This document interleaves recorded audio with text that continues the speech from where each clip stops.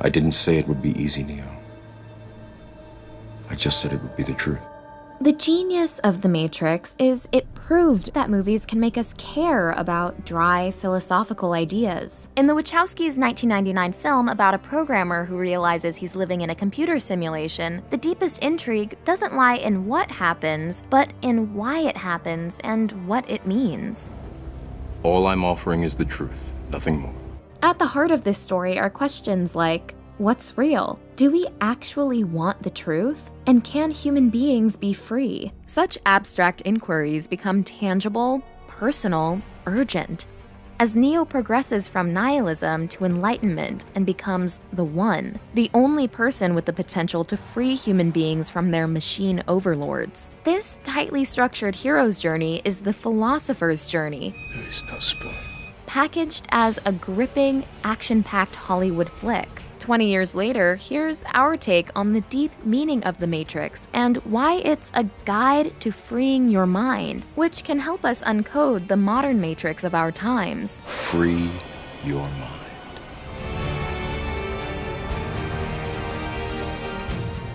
This video is brought to you by Mubi, a curated streaming service showing exceptional films from around the globe. It's like your own personal film festival streaming anytime, anywhere. Okie dokie. For my mind. The first Matrix movie has an age-old message. The truth shall set you free.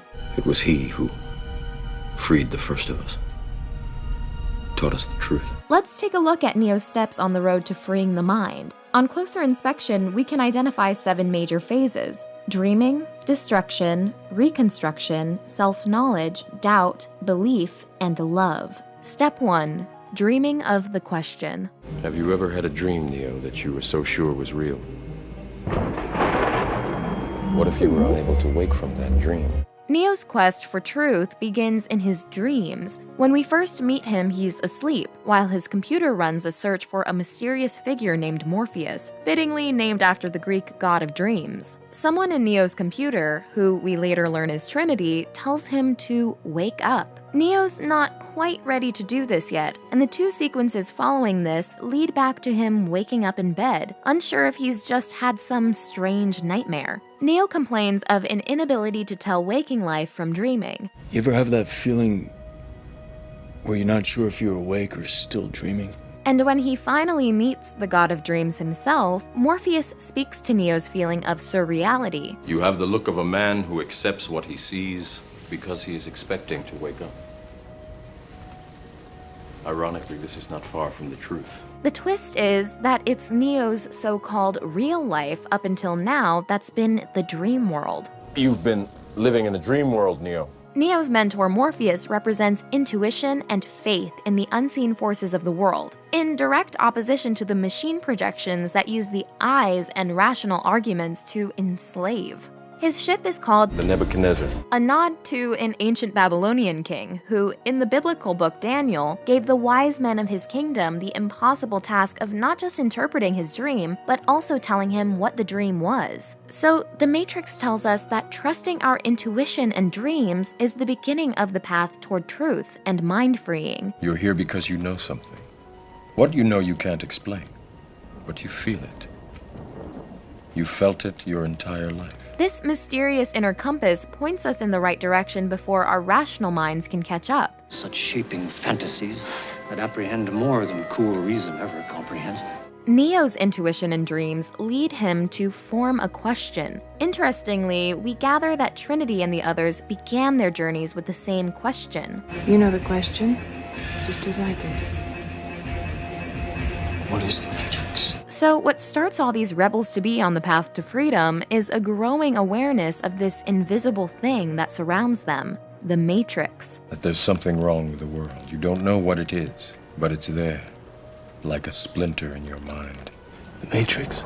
The ability to sense the Matrix, even though nothing about it can be perceived by the senses, A prison that you cannot smell or taste or touch. might remind us of the story about the fish who don't know they're surrounded by water. How's the water? And the 2 young fish swim on for a bit, and then eventually one of them looks over at the other and goes, "What the hell is water?" To have the initial capacity to free your mind, you have to question the obvious, what's right in front of your eyes. The point of the fish story is merely that the most obvious, important realities are often the ones that are hardest to see and talk about. You think that's air you're breathing now? The next phase of Neo's enlightenment is destructive truth. It is the world that has been pulled over your eyes to blind you from the truth. Shattering the illusions that blind and enslave us. You are a slave, Neo. What's untrue must die. This phase begins with the choice Morpheus offers Neo to remain in his comfortable pre-enlightened state. The story ends. You wake up in your bed and believe whatever you want to believe. Or to wake up. You stay in Wonderland, and I show you how deep the rabbit hole goes.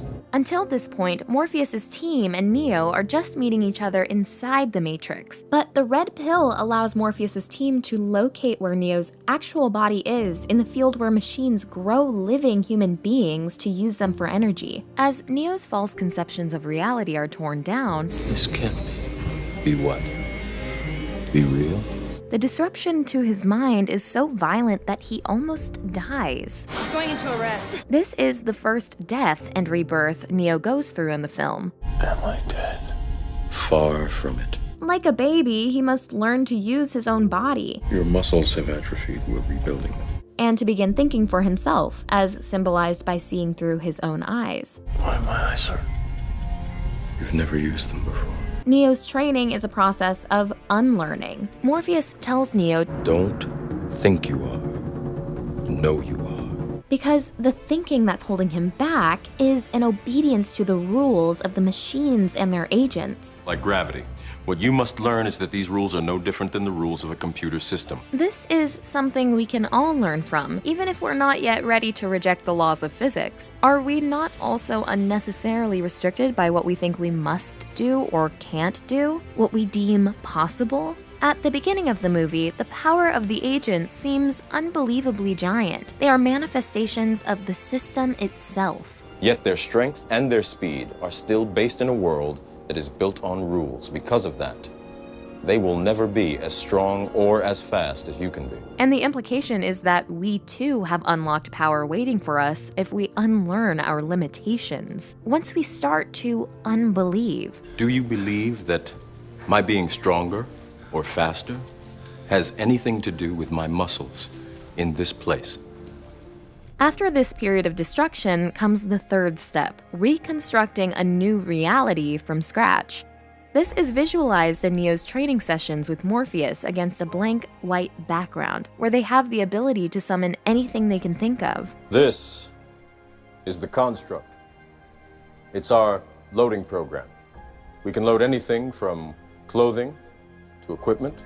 For the first time, he is discovering agency. This phase has a lot in common with the philosophical stance of existentialism, which grapples with the idea that human beings really are free. At first, humans tend to despair when they realize their freedom, as they find themselves in a world without given meaning. But existentialists don't see this as depressing. They view freedom as an empowering value because we get to create our own meaning. One of the fathers of existentialism, Friedrich Nietzsche, conceived of a grand hero he called the Übermensch, or Overman, who would create new life-affirming values to give higher meaning to our human existence. Sound familiar? There was a man born inside who had the ability to change whatever he wanted, to remake the Matrix as he saw fit. The Matrix is essentially about Neo becoming the Übermensch, or the One. You are the one, Neo. This question of whether he's the One brings him to the fourth phase of his truth journey,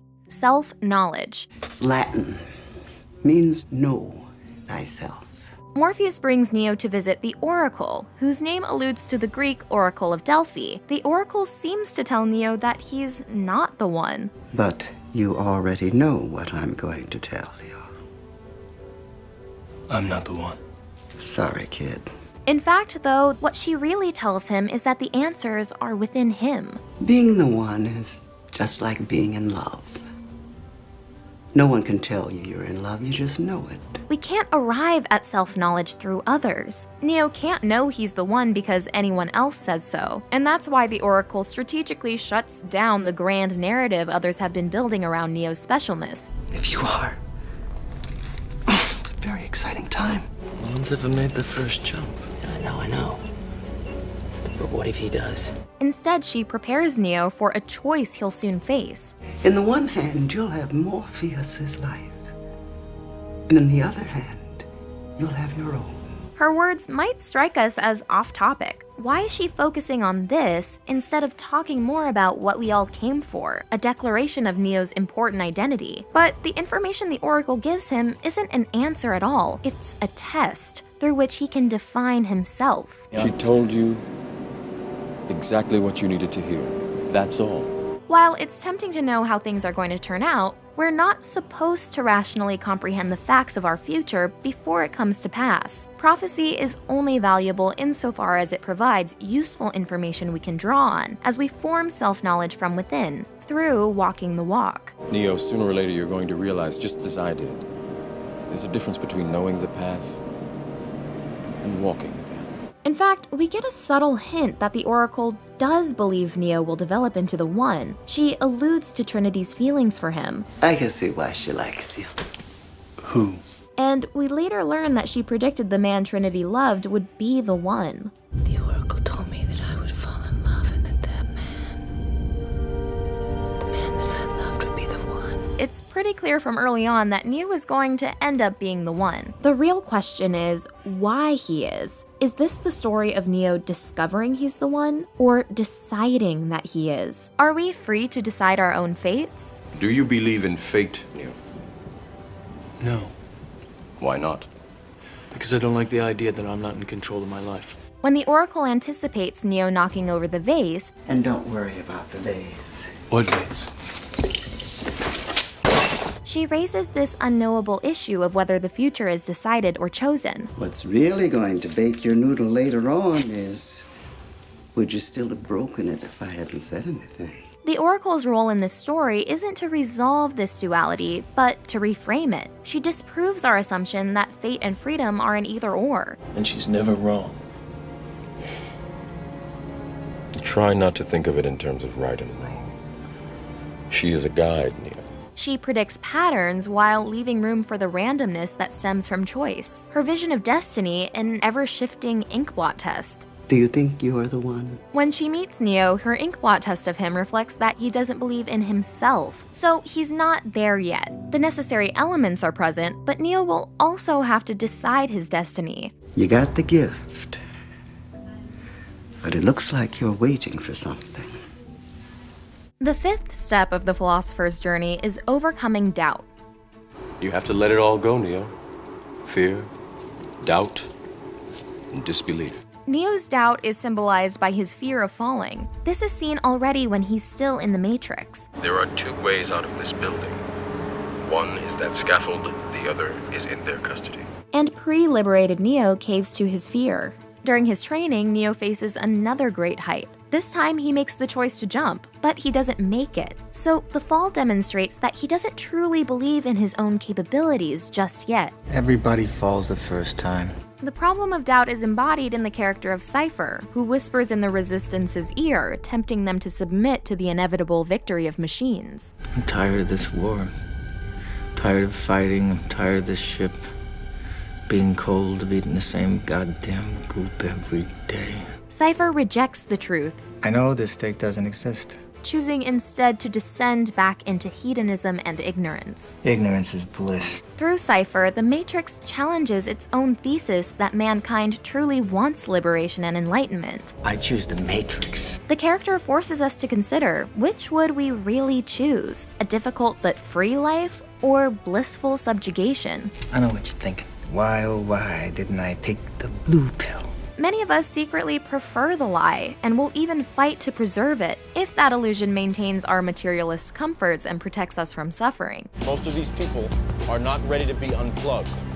And many of them are so inert, so hopelessly dependent on the system, that they will fight to protect it. The Matrix suggests that most of us already are choosing the blue pill. As we learn in The Matrix Reloaded, only 1% of people have minds that reject the Matrix. 99% of all test subjects accepted the program as long as they were given a choice, even if they were only aware of the choice at a near unconscious level. Cypher wants badly for Neo to fail. You never did answer me before. If you bought into Morpheus' bullshit. We get the sense he may know to some degree about the Oracle's prophecy that Trinity would love the One, because he keeps asking her if she thinks Neo's the real deal. You don't, do you? All I want is a little yes or no. Even though he believes in nothing, he craves certainty in this belief. Morpheus was right. And there's no way I can pull this plug. I mean, if Neo's the One, then there'd have to be some kind of a miracle to stop me. In pursuit of this certainty, he murders his fellow rebels and nearly sabotages their whole operation before he's killed. Yet, Cypher's own death here is redundant. He was already about to essentially kill himself by erasing his agency and consciousness to become mindless fodder for a machine network. I go back to sleep, and when I wake up, I won't remember a goddamn thing. Cypher's desperate need for proof that humankind's situation is truly hopeless stems from his knowledge deep down that what he's done is evil. Choosing ignorance is enabling oppression. Anyone who's plugged into the Matrix can be taken over by an agent at any moment, making them a tool for the system of slavery. The very minds of the people we are trying to save. But until we do, these people are still a part of that system, and that makes them our enemy. No amount of rational knowledge can overcome doubt. It can only be defeated by Neo's next stage, belief. I know that's what it looks like, but it's not. I can't explain to you why it's not. The moment when Neo discovers belief is the point when we feel the plot start to turn in his favor. That's why I have to go. Why? Because I believe in something. After Morpheus is captured and tortured for the access code to Zion, the one remaining free human city, the Resistance considers pulling Morpheus's plug. No one has ever beaten an agent, so they're certain it's impossible to do so. Neo then decides to do the impossible, save Morpheus. I believe I can bring him back. It's no accident that this is the choice the Oracle signposts for Neo. It's the crucible in which his true nature will be forged, determined, revealed. He still doubts he's the One. I'm not the One, Trinity. Neo doesn't have the ego to abstractly believe he's the savior of all humankind, but when the mentor he loves and admires more than anything is in danger, he unconsciously and irrationally believes in his ability to save him, showing that he does know he has the One's power, he just doesn't know he knows yet. So what do you need, besides a miracle? Guns. Lots of guns. The three main characters, Morpheus, Trinity, and Neo, are all driven by beliefs. Morpheus believed something, and he was ready to give his life for what he believed. I understand that now. Meanwhile, Cypher's weakness comes from the fact that he lacks belief. The very last thing he says is, I don't believe it. As Stephen Fowler observes in Beyond the Matrix, just as Neo's name is an anagram for one, Cypher's name is an alternate spelling of cipher, which means zero. It's fitting that these two opposite characters correspond to 1 and 0, the two digits of the binary system which computers operate in. This suggests that ultimately what seems to be an array of choices boils down to just two: believe in something or believe in nothing. Believe it or not, you piece of shit, you're still gonna burn. The Matrix posits that faith is much stronger than mere knowledge. It's something no one can take from you. Let me tell you what I believe. I believe Morpheus means more to me than he does to you. I believe if you are really serious about saving him, you are going to need my help. That no one can argue you out of. If you don't like it, I believe you can go to hell. Steadfast belief in his mission makes Neo able to dodge bullets like an agent can. How did you do that? Do what? You moved like they do. Yet Neo's still hit by a bullet, symbolizing that his self-doubt lingers. Wasn't fast enough. Trinity comes to his rescue, Dodge this. foreshadowing how she will provide the secret weapon to complete his philosophical journey soon after this. When Agent Smith takes over a homeless man's body in the subway tunnel just after Trinity and Morpheus have exited, due to his growing faith, Neo does the unthinkable. He stands his ground against an agent. At this point, you might say that Neo's belief makes him an even match for Agent Smith, but he's not yet surpassed the agents. After all, they wholly believe too. As software programs, they have this belief written into their code, the equivalent of their DNA. Smith keeps calling him Mr. Anderson? which pushes Neo to cast off his slave name and claim his true identity. My name is Neo. He is at last trusting in his individual power. What is he doing? He's beginning to believe. Even though Neo wins this fight, the agent can just stop the train and take over another body. Thus, Neo runs again. But just before he's about to exit the Matrix, he's taken by surprise. He flatlines. In this moment, the Oracle's prophecy that either Morpheus or he would die comes true. But we're about to find out her word's deeper meaning was obscured by technicalities. Neo wasn't yet the one because he had to die in this current form and be reborn as someone new. In fact, his name, Neo, is a prefix meaning new. But it looks like you're waiting for something. What? Your next life, maybe. The last and most crucial step of Neo's transition into the One is love. You can't be dead. You can't be.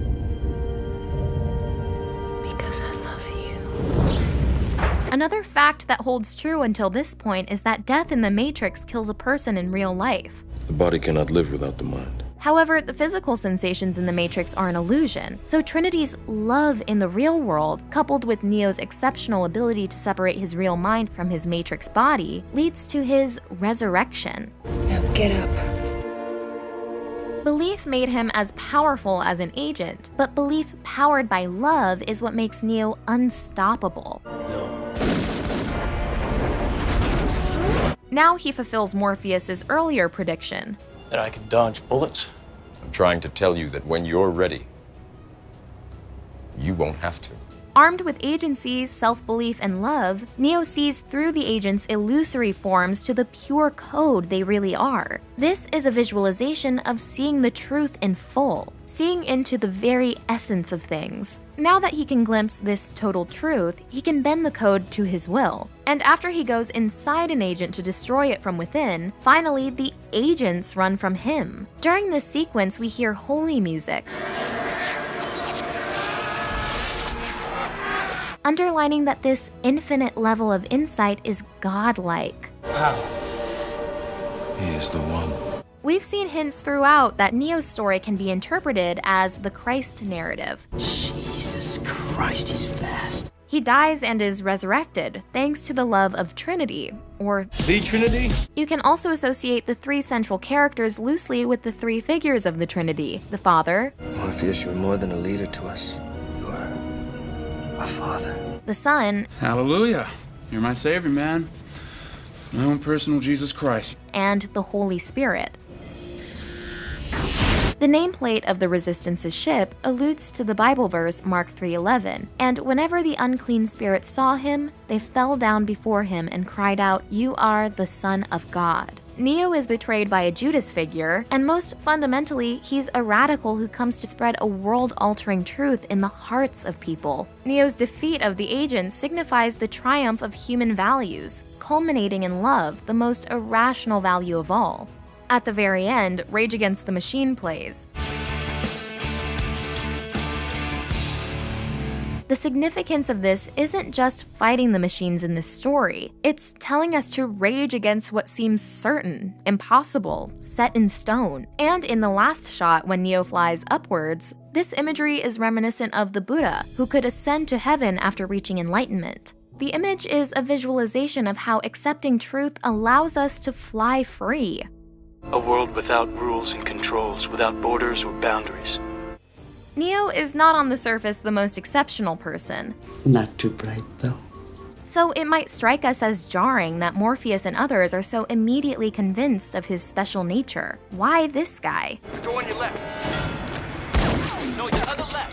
But there's hidden significance in the fact that Neo is an everyman. The point isn't that he's the only one, it's that we all have a one within. Transcendental poet Ralph Waldo Emerson wrote, "God dwells in thee. Clouded and shrouded, there doth sit the infinite embosomed in a man." If we walk these steps towards enlightenment, we can begin to access the power of seeing infinite truth. Do not try and bend the spoon. Only try to realize the truth. And we can learn from Neo that thinking deeply is the secret to waking up and really being alive. There is no spoon? then you'll see that it is not the spoon that bends, it is only yourself. God, truth, the one, whatever you call it, The Matrix sends this profound, deeply inspirational message. Within yourself is untold power waiting to be unlocked. A world where anything is possible. Watch out for our next video unpacking this movie's hidden references and how they explain the Matrix we're living in today.